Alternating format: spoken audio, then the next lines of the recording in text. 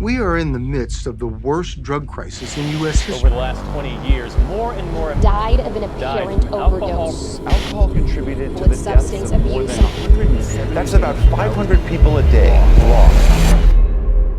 This is an epidemic of addiction and overdose. Every single week, we're basically losing a high school class somewhere in America. Spiritually, mentally, physically, financially bankrupt. My life was a complete disaster. I didn't feel God had any love for me. I reached rock bottom. I was strung out on drugs and alcohol. I almost died. I was doing drugs. It was completely out of control because I was trying to control it myself. I mean, I was my own manager. Look where that got me. And since I appointed God the manager of my life, everything just kept getting better. God has changed everything. Really, the bottom line is, if you want to do something, doesn't it make sense to have God on your team versus doing it alone? Rick Rusin has always said, as long as I can remember, that this is God's company. God's going to do what he wants to do.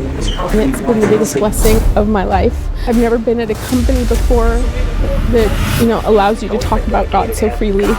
He built this company and has changed so many lives. This is going to catapult and start something that's going to ignite CEOs and other people that have affluence and influence to use it for Christ unashamedly, boldly.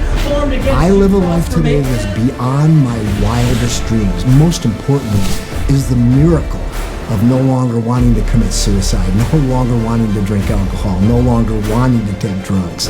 I mean, I'm truly a free man today as a result of turning my will and my life over to the care of God. And everybody I encounter in life needs to understand what an amazing thing that is available to them.